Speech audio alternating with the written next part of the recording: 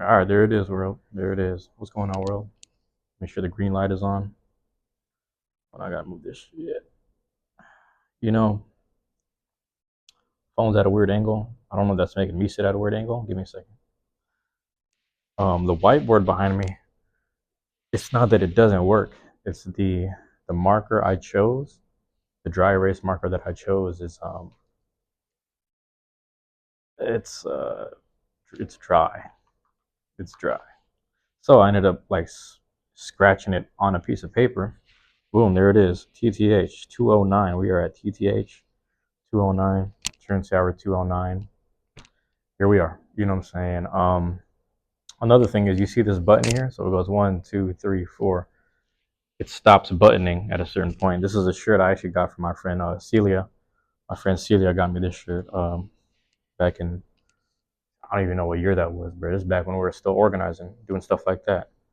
You know, so it was back in that era, that time period. But got here early. I got to the campus real early. So this room that they found for me, it's like, well, you have a room here, but I think I only have like an hour and a half. So if I have an hour and a half, I'm gonna divide it into probably 30 minute segments here. And I was able to, you know, came down to campus early. There's a spot I go to over here by the campus, and they have this. They serve different foods at different times of the day. So like around noon or like 2 o'clock or something, they start doing like a lunch menu. So I'm usually there around like around lunch or past lunch. And today I happened to be here like what I got here like around 9:30 or a little bit before 9:30. So I'm early before my room reservation, which is at 10 o'clock. Like I said, they were only able to give me this room for an hour and a half. So I'm gonna try to knock out 2 of these sessions. So that's why I have like a notepad, I got everything situated. That's why I didn't go back and try to get like a black dry erase marker to put it like around the corner.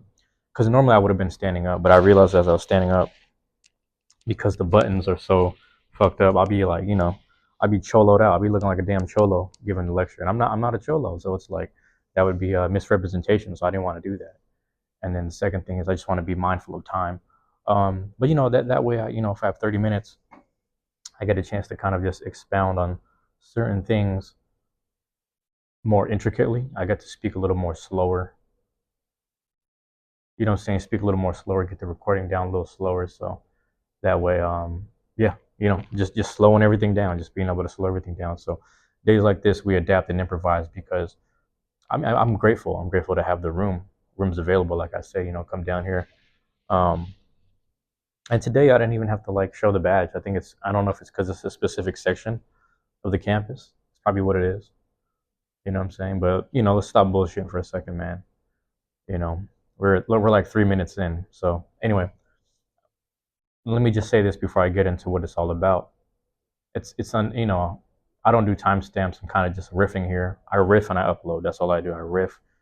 You know what I'm saying? I talk my ish, and then I upload, and then I just go from there. I got to keep going to the next thing, go to the next video. I don't have a team working with me or for me, nor would I want one because I guess I'm kind of cheap. Also, I wouldn't want to pay people in the long run because you want to pay people for their time and work. It's important that you pay people for their time and work. Oh, these things are supposed to be buttoned in. Hold on, man. So yeah, kind of crazy. So anyway, I go to the little spot. They got a little tuna salad sandwich. I'm thinking I'm gonna just get some regular bread. Like I don't mind.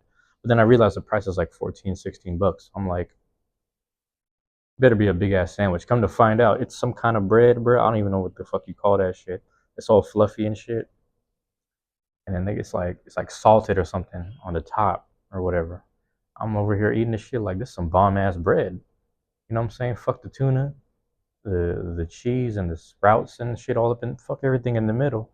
The bread was fire. I don't know. I would eat this bread low key, but I am my mother's son. My mom loves salt, so me and her we always be eating salt and sweets and shit. That's what they eat over there, in her province in the Philippines. It's like Pangasinan. That's all they eat, sweet and salt, damn near every fucking day. So I got the same taste buds more or less. I got my dad's taste buds too. Pause. You know what I'm saying? Because the thing is like we'll have bitter melon leaves, so we'll do like at least where he's from or like our particular family, it's a lot of bitters and a lot of salt, or bitter, salt, and spicy. I would say bitter, salt, and spicy because we my Dad and my uncle, they really love spices. They really love eating spices. Like if if you ever had a Laotian papaya salad, I don't grow up around too many Laotian people, but my cousin did, and she had a friend, a longtime friend that had this fundraiser or something. They were selling some Laotian food, excuse me, um, authentic, very authentic food. Like her mom made it, her aunts made it, like her whole family was making it. It's a fundraiser for like these certain kids that go abroad or they travel and stuff like that. But also it's for just like kids back home in Laos, to my understanding, or Laos, excuse me, Laos. And we had this papaya salad, bro. We got fucked up. Like I remember the first time I had it, I had like a bite, but it was at like a work barbecue. So at this work barbecue, we had a bite of it. You know, my coworker, we're both Filipino, and he hands me the bowl. He said, "Hey man, just take a bite." I was like, "What is this?" He says, "Papaya salad. Try it." Never had it. I was like, "No." All right, I took a bite, and I was like, "It's pretty good." All of a sudden, the fucking spice started kicking in. I was looking at him like, "Oh shit!" Because I looked at him for a sec. I looked at him at first, and then I looked at him, double taked it. I looked at him. I was like, "Oh, that's why his face was like hella sweaty, and his eyes were running because it was that hot." I was like, "Yo, this is some hot shit." And he looked at me just cheesing like, this is crazy ass shit." So, but anyway, I said that to say like, on my dad and uncle, my dad and uncle, spice is really easy for them to handle, and it's like I'm not really on that level, to be honest with you. I like it, but I don't like. There's a level of it where I'm like, okay, this is too much. I don't think I'm enjoying the food. Like I'm taking the challenge of eating. But I don't think I'm enjoying the food. So I think about shit like that. But hey, man, listen, man, this is the Truancy Hour 209, TTH 209. You know what I'm saying? And it's funny because I got to flip this over. I guess I don't. I can just flip it over and just, when I do that 210, I'm just gonna have to use the same thing because the whiteboard's not working. But yeah, man, I got a small note. I might write a couple notes on the side while we're at it. Let me move a few things around, a couple in-house inconveniences here. It's life. That's life for you. You know, that's how life works, man. You got a couple inconveniences, grateful for what you have, and then you work around it. These aren't necessarily times of war. Like we're not.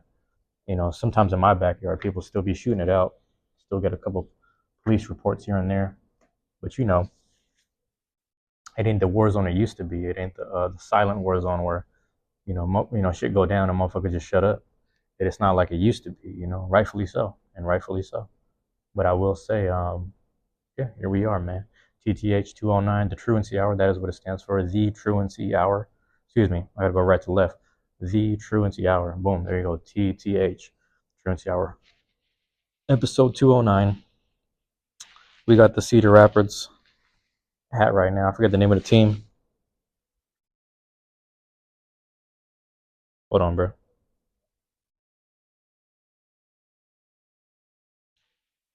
It's like the Colonels or some shit. That's gonna bother me. It's gonna come to me in a second. But Cedar Rapids, Iowa, the minor league team got the CR, but their mascot is just a corn. It's just a corn with a baseball bat, which is funny. It's all about corn over there.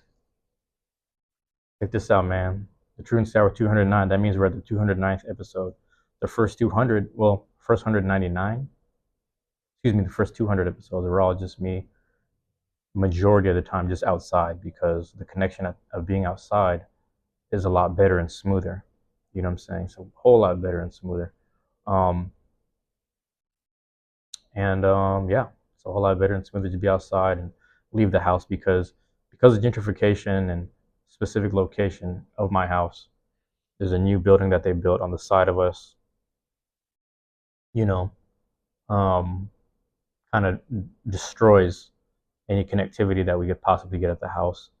Also, on top of that, we have an issue of what do you call this? The new airport that's being used to the east of us, and even just planes flying in from the north. So sometimes, planes will circle around before they land at the airport. So because we have a lot more air traffic in the area, planes will circle around. They'll go a little more north before they swoop around and then start flying south. So they'll swoop around north and then they'll fly pretty damn near like south. When they're going south, they're right above the house. So our connection is just never good. It's always spotty. It's always being interrupted.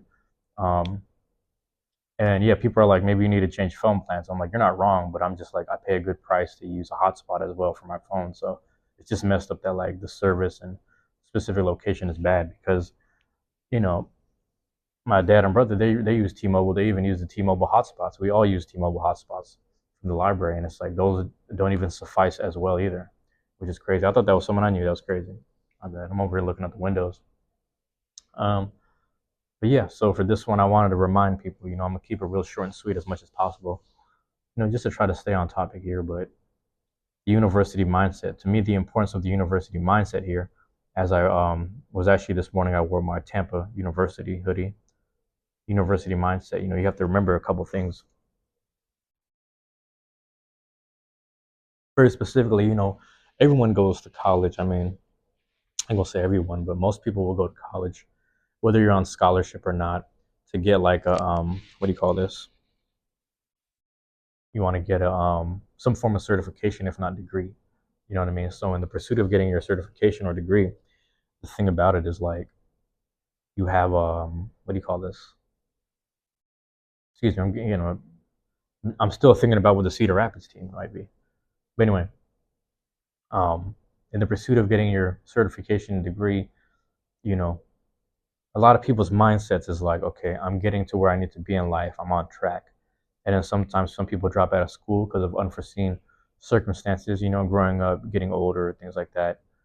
And the thing about it is like the only way people hold a value to themselves is if they complete that course, if they complete those classes, those quarters, those semesters, those trimesters, whatever you want to call them. You know what I'm saying? They want to complete it, and they need to get that degree. They need to get that certification. So it doesn't matter if it's a university, a simple college, a community college, a vocational institute, a technical college. All the if, ands, and in betweens, whatever it may be, whatever the situation is. People don't feel satisfied until they reach that mark. And what makes it worse is even people I know who have actually gotten certain degrees and certain certifications, um, those same people, they don't feel whole because now they're using that same degree with an elevated pay to pay back the debt. So a lot of people are just like kind of thinking to themselves like, well, I did all this to become a certified individual, to be someone who has a degree or has the qualifications, only to find out that like now I have to pay back this debt, which is actually hurting me more in the long run. As much as they enjoyed themselves in college and even enjoyed passing the courses, etc., classes and courses, etc., you still have to deal with that uh, consequence in the long. Everyone's a little different. Everyone has different circumstances. Um, I know I have some younger relatives that are having their way through school being paid for, and that's a good thing. To think that the generations before them were taking care of, their, the the co-parents, if you will, are taking care of the kids in the best way possible. That's one of the best ways to look at life and the best way to pay things forward, right? Put people through the education you didn't get a chance to get and just pay for it. But you sometimes you realize even with these young people, their passions aren't necessarily there in the classroom, which is fair. But they know how to do it. They know how to memorize the work and do it, and get it done. But it's not really there. So when I see university mindset, I want people to realize a couple things. University mindset inside, man, you understand the degrees and the threshold of things in your life that you have already handled, if not went through already, and what you're willing to handle in the long run. You know what I'm saying? You understand the degree of things that you won't tolerate. Um, and therefore, based off of those simple things, you can start certifying yourself. You don't want to certify yourself as a surgeon, obviously. That's yeah, you want to be in the field and practice that. You want to actually be around it. You want to go to school and learn all the, you know what I'm saying? You need to memorize the right things for that. But what I'm saying is for your personal life, you can certify yourself as just a simple human being, very simply, just as a human being who deserves to be, loved. But that starts with you loving yourself. You know what I mean? Very simply, to certify yourself, you must start, just begin loving yourself simply, quite simply, just loving yourself, having respect for yourself, very simply, just quite simply having a sense of respect for yourself. Find something in your life that is simply, this is a very respectable thing. Start there. Start finding other things in your life that you have handled, withstood, things that you have just survived. Start asking yourself, well, that's a very respectable thing that I got through this. I got over the barbed wire of this. Start loving yourself in the long run. Because if you met someone like that, you might fawn over them. You might even just like be head over heels like that. I like this kind of girl, man. She's a tough girl. That's my kind of girl. You would love someone that went through some tough stuff and then holds themselves together. And you got to start having the same thing for yourself, where it's just like, hey, man, I do some tough shit too, and I tough it through life, and I just, keep my head down and I keep powering through. You deserve to love yourself too, man. Just simply love and respect yourself. Start there. Things will start to fall into place, man. Certain things will start to gravitate towards you in a certain way. You taking care of yourself, you'll be surprised, man. A lot of times people will walk down the street, depending on the type of neighborhood you live in. You might see that old lady who's tending to her front yard, working on some vegetables. She just works hard every day. That's all she got to do. Sometimes she goes to work, sometimes she comes back, but in the morning she takes care of them vegetables. She takes care of them plants. She just takes care of the land and the nature around her. She's just taking care of stuff, and she might even feed the squirrels and the birds. You don't even know. And then the fact that she's just simply putting in the work, she's just applying herself and putting the work into her surroundings. You know what I mean? Her particular, not her necessarily her particular block, but just her household, like the area, the circumference of her household, because she's doing for herself. And you see that maybe she can use a little bit of help, you will do for her. You know what I'm saying? Maybe not you, because you might be like a loser. You might be the type of person that just looks at something and then shrugs their shoulders and just walks off because you're a loser. You don't like helping people, because you don't even know how to help yourself yet. But hey, we can get there. You know what I'm saying? We can get there.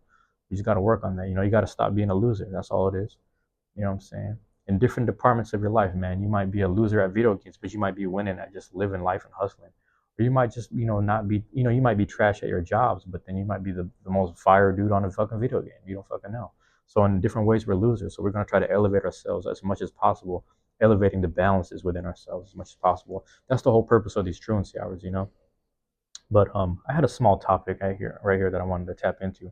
Hopefully the university mindset makes sense. I just want to make people elevate their mindsets here a little bit. You can kind of jump in at any point. I feel like I try to keep each topic different. I'm trying to keep like at least 100 topics different for the university mindset. I'm trying to do like part 100 type shit. You know what I'm saying? This is part 9, but we're gonna do part 10 in a second. But right now, I'm gonna tell you like this, bro. How you feel about yourself has nothing to do with everyone else. How you feel about yourself has nothing to do with everyone else, man. Hey, peace and love, peace and love, peace and love to my guy. I ain't gonna say his name, but he goes to rehab. He goes to rehab and he goes to AA meetings. Oh no, excuse me. He goes to NA meetings. He goes to NA meetings. He goes to NA meetings, which means Narcotics Anonymous. Narcotics being forms of drugs, drug usage. You know what I'm saying? Stuff like that. Just like to my understanding, he was telling me he used to do meth. He used to do meth. He was an athlete who used to do meth. I got nothing but love for this dude. I don't even know him like that, but I got nothing but love for him because he took time to really chop it up with me, talk to me. Just in general, we say hi and good morning to each other when we see each other. Sometimes within the workout environment. But he was telling me, he's like, yeah, I go to NA meetings, or he didn't tell me, but I just heard him speaking about it. And then it's funny because I was actually doing a live stream. I was walking past one of the places where they do Narcotics Anonymous in my neighborhood. I'm walking past, I see this dude walking up to his car, and this is my guy. He tall as shit, so it's hard to miss him. I look at him like, damn, we just bummed. You know what I'm saying? Dapped it up, embraced the shit already. You know what I'm saying? We started chopping it up. And he said a lot of things that I'm not saying I disagree with, but I understand in regards to his personal life. But sometimes I hear people say these similar things. So I'm using this as an example because I'm not calling him out. I'm just saying I hear people say similar things when they're speaking with people. And the example is this. He was on meth. He lost a lot of money. He sold damn near everything just to get more high throughout the days and weeks. He had to move back in with his parents. He's jobless. He's trying to go back to school, trying to find scholarships and stuff. So he was so used to just being on top of the world, being like, a certain level of class of athlete. Drugs got to him. It just, drugs and the lifestyle got to him, right? And living on his own, got his own car, etc. He shouldn't even be driving right now, to my understanding. I don't know if that's true, but it was something to that degree. But he's like, he's able to use a car, so he just still, right now he has to move back in with his parents, and he's jobless. He has to get his life back on track. So one thing he kept saying was, he's like, yeah, man, I'm just not a man right now. You know what I'm saying? I'm just not a man right now. He's constantly thinking about another, you know, he's thinking about another bitch ass woman that was actually at those Narcotics Anonymous meetings, and she's there for a reason too, obviously. God bless her, but she basically like elevated him and broke him down to the point where he damn near felt like relapsing. But when you're meeting people at those meetings, you got to realize they're just as low as you, and what they're willing to do with that lowness will show who they really are, if not where they are in their life personality wise. That they're willing to knock someone else down to their feeling of level. You know what I'm saying? So, and that's another thing that you got to be cognizant about. This is to my young men and just men in general. There's nothing wrong with being, if you're a man that shows emotion, you should always show some emotion, you know what I'm saying? Because it's a human being thing to do. But I will say, you show it off to like the wrong women around you, they will perceive you as um, not necessarily a woman, but someone who's feminine or effeminate too. And therefore they will kind of wrestle with your emotions and knock you down the same way they do with other women. It's unfortunate, but it's just something I've kind of witnessed. It's like whether I've seen it within women relatives, they're very mentally abusive and emotionally abusive to each other. And I want my women to stop doing that to each other, please. Uh, I remember the days when everyone's like kind of like fed and healthy. See, when everyone plays their part, everyone's doing all right. When everyone's fed and healthy, the women seem to collaborate a lot better. But a lot of times, a lot of that is like the men having to pull the weight. You know what I'm saying? Things are different now because everyone can earn the same wages more or less. But I will say, as long as we're all kind of keeping each other accountable and together, we're gonna be all right. You know what I'm saying? Regardless of sex, gender, even sexual preference or whatever. You know what I'm saying? Things like that. Like regardless of all that shit, you're gonna run into guys with like feminine energy. You know what I'm saying? You're gonna run into women with masculine energy. They're not necessarily studs. Shout out to my studs. Y'all, man, I be kicking it with my stud cousins and homies, and you know what I'm saying? We be over here staring at bitches together. That shit funny as hell. And it's just like we just be vibing. Shout out to the gay homies too. So it's just like, what I'm saying? The bio-trans motherfuckers, like shout out to all these people because it's just like they're just doing their thing. They ain't hurting nobody. You know what I'm saying? It becomes an issue when it starts becoming other people's business. It becomes an issue when you start lashing out and then taking out. And this is for straight people too. A lot of straight people be on some bullshit. This is all people of all sexual orientations. I don't want to call anyone out. I'm just saying I'm mindful of people who seem to lean a little more to a toxic masculinity thing, to even a toxic femininity thing. I've seen a lot of toxic femininity in more recent times, and I'm just like, we got to stop everything, bro. It should be when you start tapping into those things, you got to start elevating yourself a little more. I'm getting a little sidetracked, but I want to speak about this because one thing I spoke about, I'm a straight man, so I want to speak on this, man. Like, I'm not saying toxic masculinity doesn't exist. I will say you got to look at it this way. I don't think when a lot of masculinity at times when it's portrayed in a very defensive manner. You know what I mean? And it's like being a man isn't all about defense necessarily. You know what I mean? It's not always about, hey man, I'm not doing this gay shit. I'm not doing this dehumanizing shit. I'm not doing this, thing that's taking me out of character. Like it doesn't always have to be framed in a way of defense. You see a caring way, whether it's tough or not.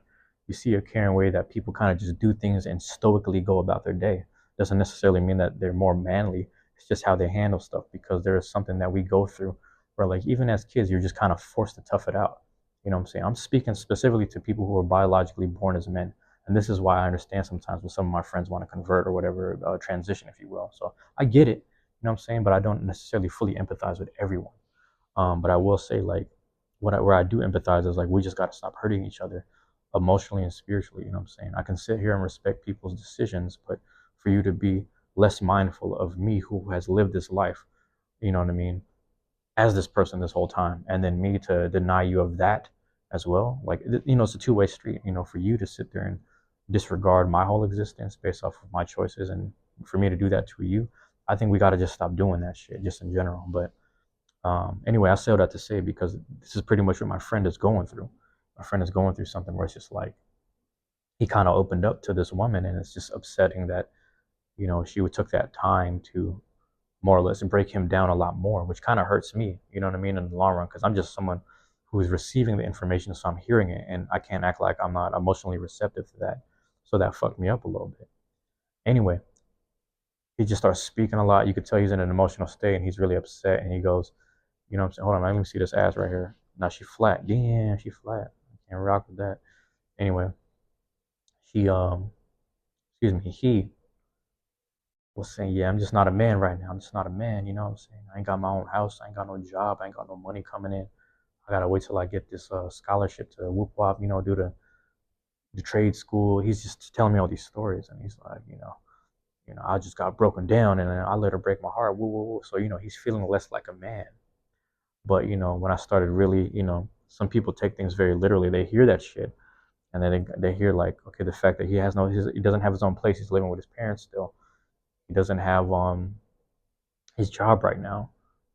You know what I'm saying? This is someone who was up and then they came down. This is someone who got knocked down by drugs within our society that was introduced to our society. I mean, you can even argue that the nation itself did introduce drugs to its own society. That's a fair assessment. You know what I'm saying?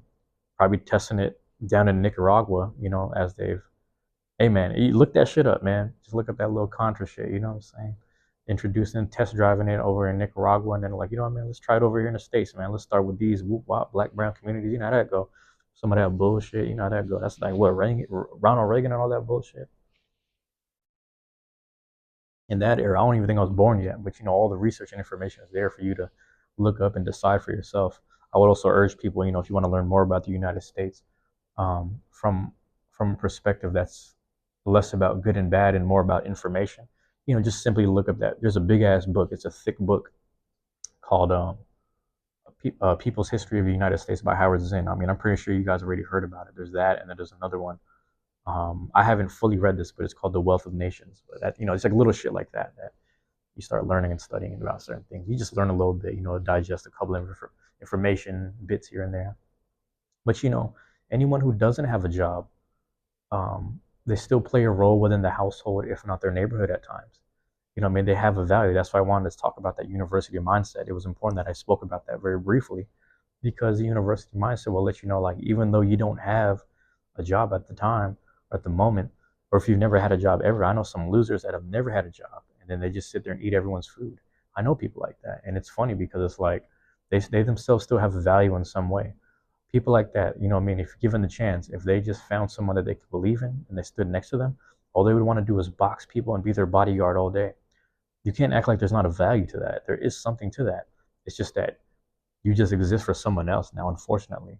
But again, there's still a value to it. So people need to start understanding the value of themselves. And when you start doing that, you'll probably be doing a little less for others who don't care about you, or less for people who will just use you. And then you start doing for yourself more. So it starts somewhere, it starts at a base. But the value goes somewhere. It's all of that is energy. You know what I mean? All that is just energy that just needs to be reshifted.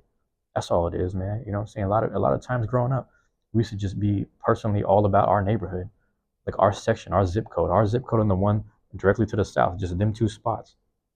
It's like we just rock with this and that. That's all we fucking with. And then we got these colors, we doing this, that, and the third. All that other shit we don't care about. You know what I'm saying? You start meeting people in other neighborhoods that have the same values as you. When do you start bridging that gap?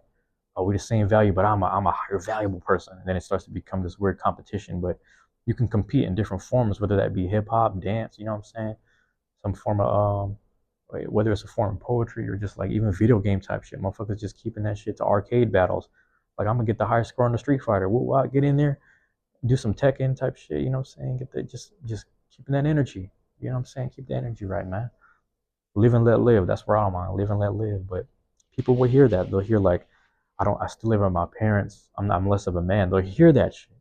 And I'm using him as an example, but there's more examples like that, whether that be the internet or not. My whole point is this, man. Who's over here playing with me? Give me a second. Knock this dude out.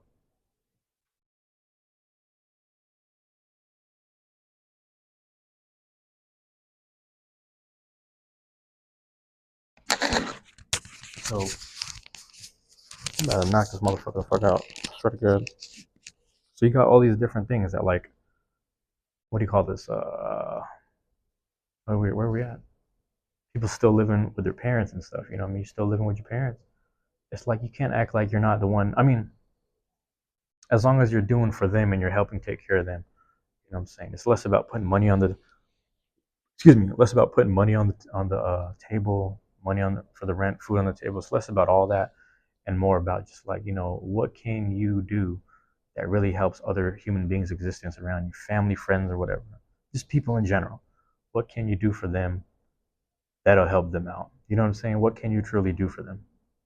Just think about that for a second. What can you truly do for other people around you that makes you a valuable person and actually makes you a man, actually makes you a human being? You know what I'm saying? Before you want to be the highest version of a man, or a highest version of yourself, just simply be a human being, man. Simply hold some sympathy, simply hold some empathy. And a lot of that starts with just having it for yourself. Just start recognizing those little things in yourself that, like, you know what I'm saying, You recognize these things, just move forward with it. You know what I mean? Just start, really dissecting it and just start understanding like, okay, I can be a better version of this. This is a good quality about me. I can make that good quality better, and everything else will kind of just fall into place. But all that just takes time and practice. That's just all I want to put is university mindset, man. Just make sure you master, within yourself. You know what I'm saying? The qualities within yourself that are valuable. That's all it is. Simply just master and understand the qualities within yourself that are valuable. That's it. It's that simple. And then more importantly, remember this, man. How you feel about yourself has nothing to do with everyone else. How you feel about yourself has nothing to do with everyone else, man. You know what I'm saying? That's you internally. I mean, I'll take my friend out of the equation, but just in general, that's you internally dealing with not, feeling a little less than yourself because you're still living with your parents, feeling a little less than yourself because you don't have the job, feeling a little less than yourself because your heart was broken. These are just simply when you compartmentalize it, you don't have to encompass it all into being less of a man or what manhood is. You just compartmentalize those things and say, I'm just lacking in these departments right now. I just need to re-elevate those things and then get back on track, slowly but surely. You know what I'm saying? I had a friend today text me, and we haven't spoke. I checked our messages. We haven't texted since January because she was kind of on some weird shit. I was just like, I haven't talked to her in a while, but she just kind of let me know that she misses me. I don't know what she's going through. I couldn't tell you if she's going through something bad and she needs to talk to me. I couldn't tell you if she just saw my videos and she wants to talk to me now. I couldn't, now I'm at 100 subscribers. We haven't talked since I quit my job and I was jobless for 5 months. And now here she is out of the blue as I'm doing better. It's just weird. It's like I'm doing better. Am I attracting people in my life as I'm doing better now? Or do people see me better and they want to knock me back down? You don't know. But I'm doing good right now. So why would I take the chance? Like I stopped talking to these people for a reason, right? Hey man, I love you guys and I appreciate y'all, man. Take care of yourselves. Just hopefully what I said makes sense, man. Love y'all, appreciate y'all, man. Peace. I'm about to find out what's going on right here. Somebody knocking on the door, I'm gonna knock them the fuck out. Hey man, let's go.